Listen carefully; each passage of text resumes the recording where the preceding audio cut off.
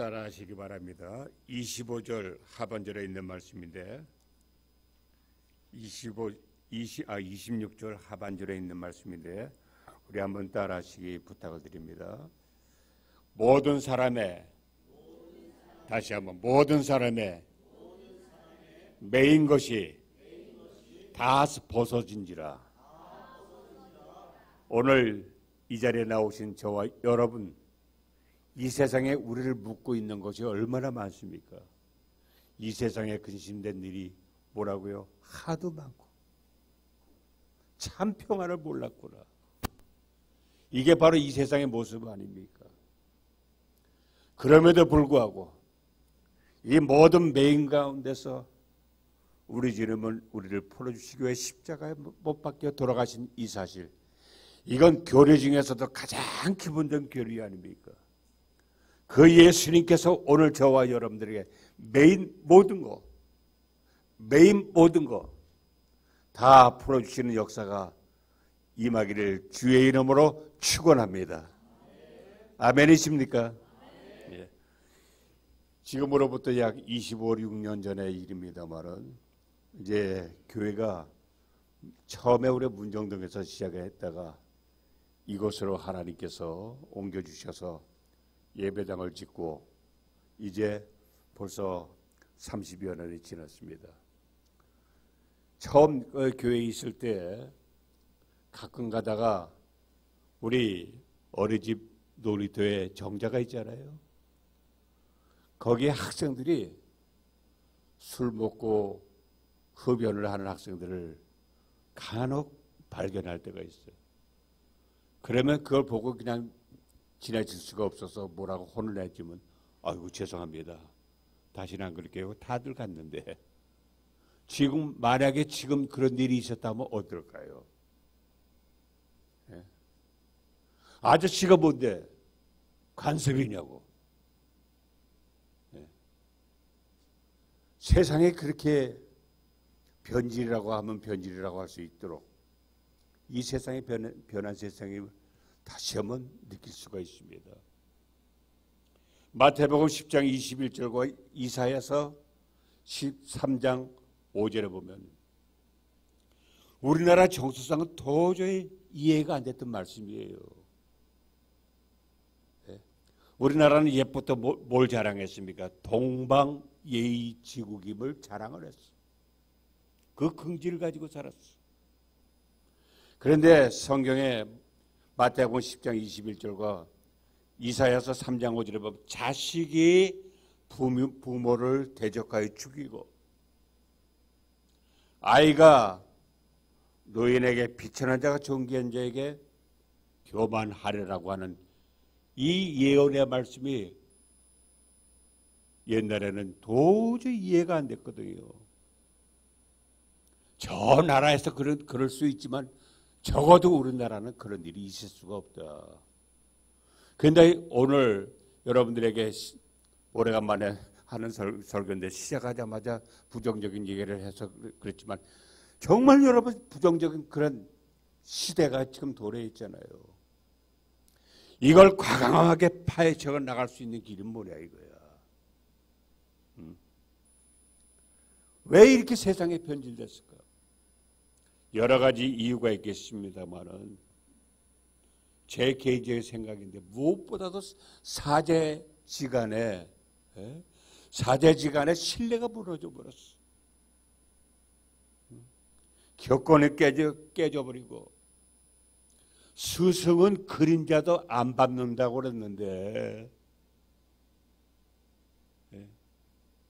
학생들과 또 학부모의 시달림에 그냥 견디지 못해서 젊은 교사가 자살하는 그런 일들이 도저히 있을 수 없는 일들이 일어나잖아요. 왜 유독이 요새 아주 사이코패스들이 많이 늘어났어. 분노 조절 장애자들, 이것도 하나의 그 정신병의 일종이지만은 그게 늘어난 이유가 뭐냐 이거예요. 참 이건 이런 농담은 있을 수가 없는 농담인데 연로하신 분들에게 재산이 뭐냐고 물어보면 자식들에게 다 주면 굶어 죽고, 밥만 주면은 들벗고서 죽고, 안 주면 맞아 죽는다는 그런, 이 농담 아닌 농담이 이게 떠돌아다닐 정도의 이런 세상입니다. 그렇지만 여러분, 거기다가 코로나와 또 자연재해, 전쟁의 공포 속에서 우리는 살고 있는데, 이럴수록에 제가 왜 부정적인 말을, 여기서 우리가 탈출구를 찾아야 되지 않냐 이거예요. 여기서 벗어나야 되잖아. 이렇게 묶여놓은 데서 완전히 풀려나야 되지 않냐 이거예요. 오늘 말씀의 핵심이 바로 그 말씀 아닙니까, 여러분? 그렇기 때문에 우리 담임 목사님이 늘 사용하는 용어가 있어요. 말씀에 매여. 하나님의 말씀에 매여서 찬송과 기도로 매진하는 방법 외에는 아무리 찾아봐도, 저도 70 중반의 나이가 됐습니다만은 아무리 찾아봐도 없더라고요.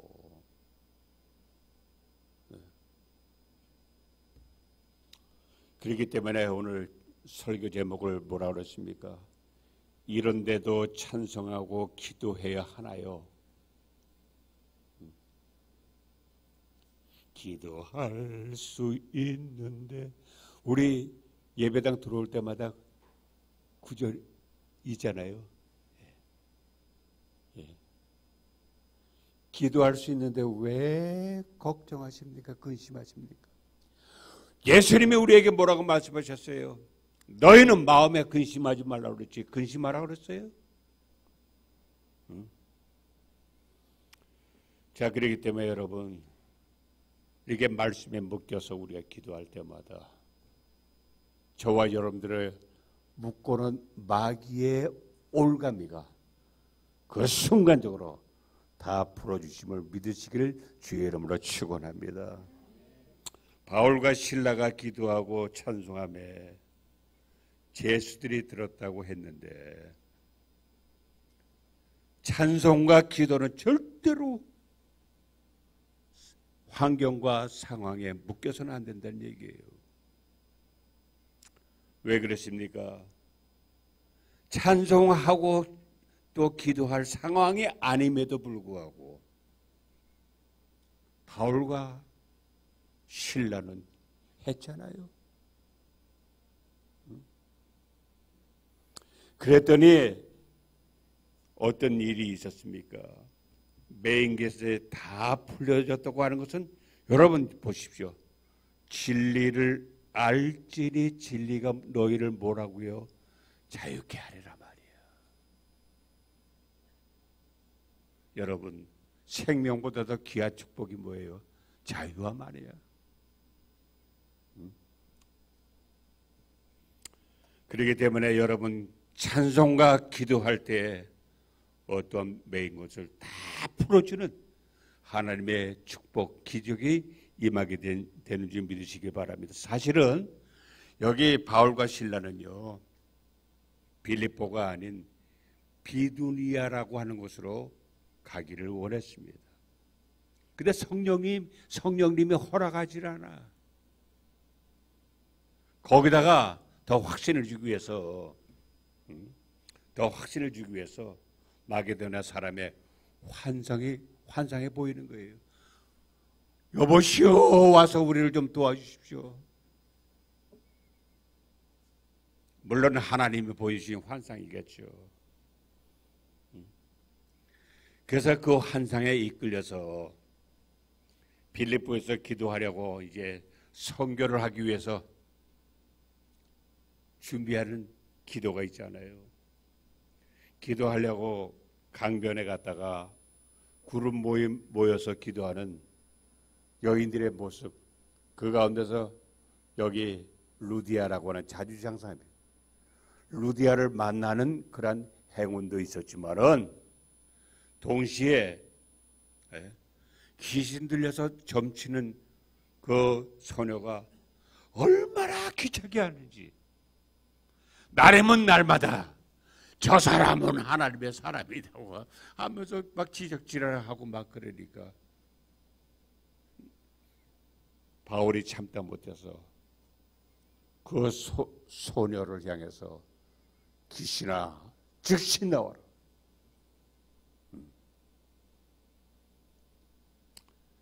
자, 그러자 이 소녀가 그 순간 고침을 받았잖아요. 근데 그 일로 인해서 고발을 당해서 얼마나 큰 곤혹을 치릅니까? 사실은 알고 보면은 이게 곤혹을 치를 일이 아니야. 왜 그런지 아세요? 곤혹이 아니라 포상을 받을 일인데 16절과 19절에 보면은 두 번이나 여정의 주인들이란 말이 나와요. 영어 성경에 보면은 her masters 이렇게 복수로 나오거든요. 그러니까 두 명 이상의 주인들이 이 소녀를 얼마나 착복을 하면서 괴롭혔는지. 거기서 자유케 해주니까 포상을 받아야 될 일이 당연한 거 아니에요. 그럼에도 불구하고 포상은커녕 매질을 당하고 옷을 벗기고 말해 고문을 당하니 이게 바로 세상의 모습이 아닙니까? 그런데 보시기 바랍니다. 야고보서 1장 2절에 그리고 베드로전서 1장 6절에 보면 우리가 이해가 되지 않는 그런 구절이 나오죠. 너희가 여러 가지 시험을 만나고도 뭐라고요?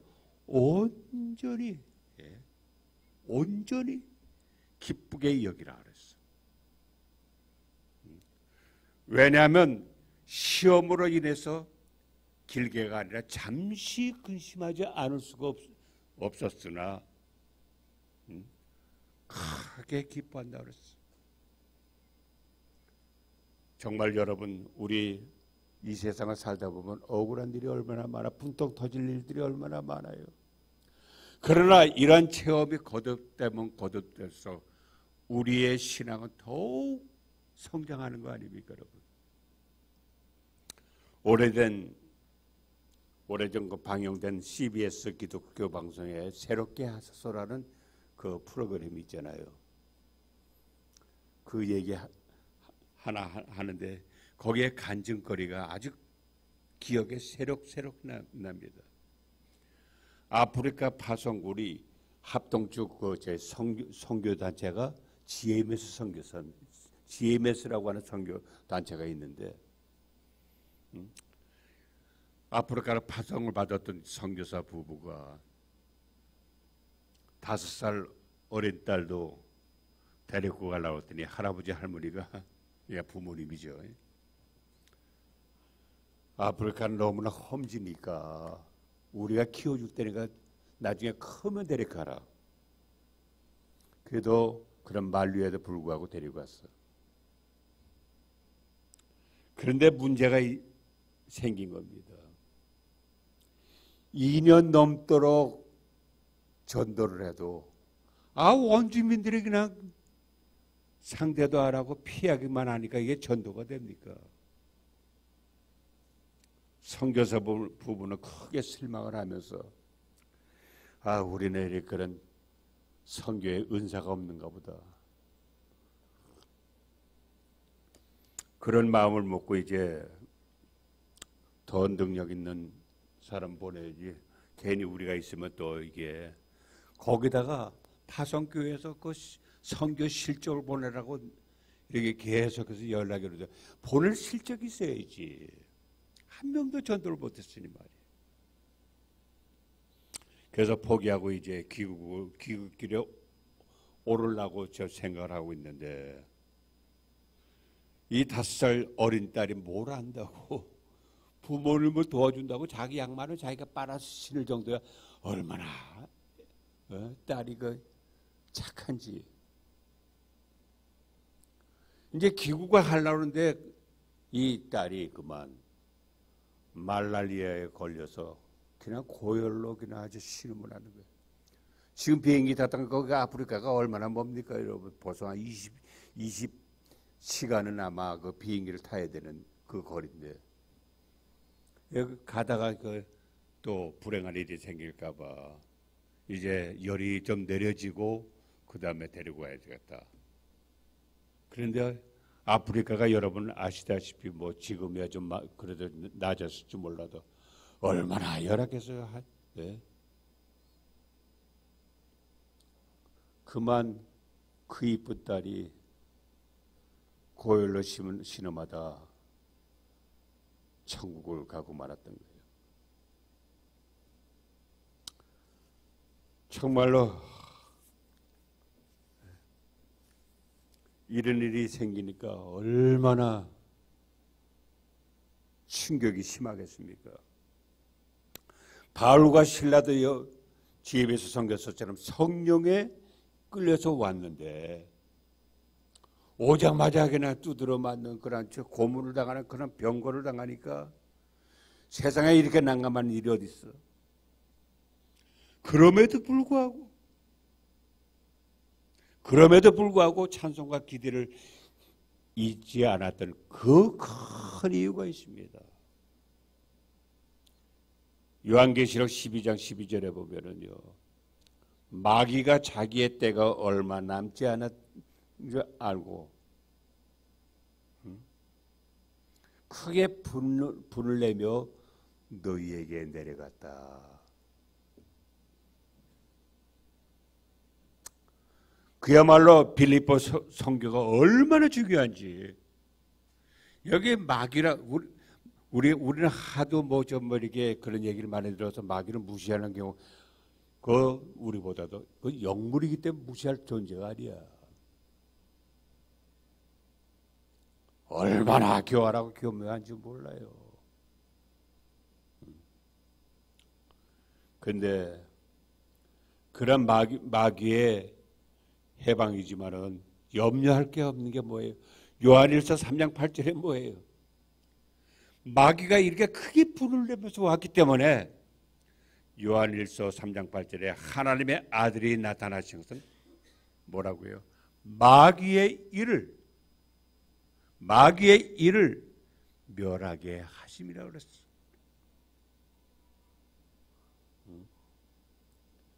그러니 세상에 이거보다 더 든든한 일이 어디 있겠어요? 그러니 지금 다들 잠자고 있는 밤이지만은 그리고 낮에 고문을 당하면서 맞은 자리가 쓰리고 아파요. 괴롭지만은 그러나 찬송과 기도를 하지 않을 수가 있겠나 이거죠. 그런데 기도하고 찬송하는 소리를 뭐라 했습니까? 죄수들이 들었더라. 저는 이 말씀을 준비하면서 이야, 세상에 이런 기적이 어디 있을까? 왜 그러십니까, 여러분? 착고로 채워서 감금한 죄수들이라 받고 저 옥중에서도 가장 음침한 지하 옥에 갇힌 겁니다. 흉악한 범죄자들이기 때문에. 네. 그러니까 얼마나 포악한 사람들이에요. 그런데 이런 사람들이 지금 곤히 자고 있는데 찬송하고 기도하면 시끄럽다고 뭐라고 그냥 놔두겠어요? 그럼에도 불구하고 다들 깨어서 조용히 기도하고 찬송하는 모습을 들었더라. 다시 지혜비서 선교사 얘기를 잠깐 들어가면 어린 딸을 허망하게 보낸 선교사 부부, 그 심정 이루 말할 수가 있어요. 부모님이 아직까지 거기 위험하니까 더 큰 데면 데릴까라고 만류하는데 불구하고 왔던 것이 후회가 되지만 후회한다면 무슨 소용이 있겠냐 이거예요. 거기다 날씨가 더우니까 그냥 부패가 심하니까 그 어린 딸을 갖다가 빨리 화장을 해서 엄마가 높은 산 꼭대기에 올라가 그 화장한 것을 뿌리다 말고 갑자기 공중을 향해서 삿대질하면서 2년 동안 그렇게 성도하고 성교에다 한 명도 안 주시더니 이제는 딸까지 데려가십니까? 말씀에 순종해서 험지에 온 결과가 이건가요? 하나님 살아계시면 내 딸 살려달라고. 그때 갑자기 공중에서 손이 쑥 나타나더니 사모의 입을 꽉 쥐는 거예요. 그러니까 원망의 소리가 없어지면서 대신 찬송이 나오더라는 거예요. 아무리 기다려도 아내가 내려오지 않으니까 선교사가 걱정이 돼서 왜 그럴까 하고 올라가 봤더니 앉아서 울면서 찬송을 하고 있길래 아이고 충격으로 좀 실성한가 보다. 그래서 끌어안고 좀 기도를 좀 해주려고 그러는데 선교사 입에서도 그 찬송이 나오면서 마음이 평안해지더라는 겁니다. 참 여러분 찬송하게 되면 다윗을 뺄 수 없는데 다윗의 형제가 사무엘상 17장 10절에 보면 8명이라고 그랬고 또 역대상 2장 15절에는 7명이라고 했는데 7명이든 8명이든 그게 문제가 아니라 제일 어린 막내임에도 사자와 곰이 살고 있는 들판에서 양이나 치게 하니까 어린아이 얼마나 무섭고 외로웠겠어요. 그럴 때마다 이기기 위해서 찬송을 하면서 기도로 스스로 단련하더니 담력이 자동적으로 생기는 거예요. 그러면서 여러분 보세요. 그지? 사울 앞에 가서 얘기했잖아요. 내가 곰과 또 사자의 수염을 잡고 그 얘기 허풍이 아니에요. 그게 어느 안전이라고 거짓말을 하겠어요. 이게 다 그 외로움 속에서 그냥 스스로 단련했던 거예요. 그러면서 급기야는 악령으로 미쳐 날뛰는 사울왕을 그 악령을 쫓아주며 치료해주는 치료사가 됐잖아요. 그러면서 시편 150편 가운데서 무려 73편 거의 절반 이상을 절반 가까운 시편을 기록을 했잖아요. 대단한 거 아닙니까 여러분? 참 이렇게 찬송의 대부가 되면서 블레셋 장수인 골리앗을 비롯해서 나가서 전쟁터마다 승승장구하잖아요. 얼마나 담력이 있는지 사울이 죽인 자는 천천히요 다윗은 만만히로다.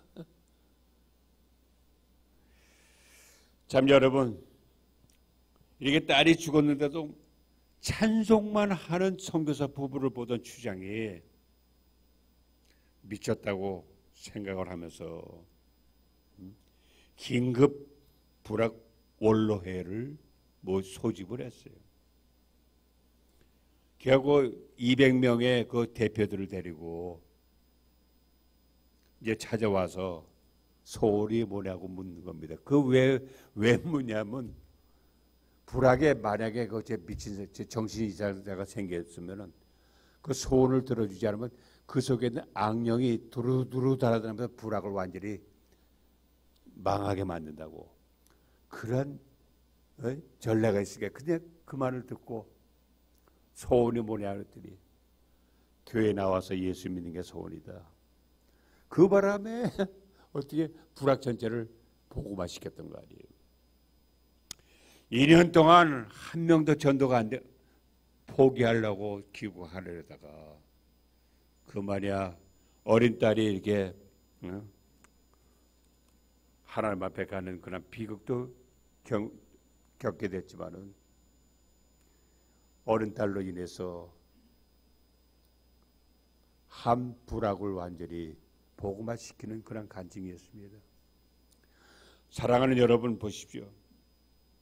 전도서 11장 8절에 보면은 사람이 여러 해 살며 항상 즐거워할지라. 그러나 항상 즐거워하겠지만 그러나 이게 문제죠. 캄캄한 날이 이르리다. 이게 세상의 모습이 아닙니까? 이 말에 누가 했던 말입니까? 보통 사람이 했으면 그랬겠지만 이 말을 하는 바로 부귀의 상징인 솔로몬 왕이 했던 얘기 아니냐 이거예요.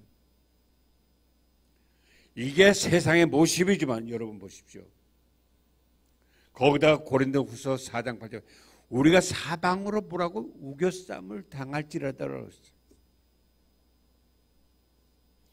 그렇지만 여러분 스가랴서 4장 6절 특히 빌립보서 그 4장 13절에 보면은 이는 힘으로나 능으로 되지 않아 오직 뭐라고요? 나의 신으로 되느니라 그러잖아요. 우리 주님만이 모든 것을 해결해 주신다는 말씀이죠.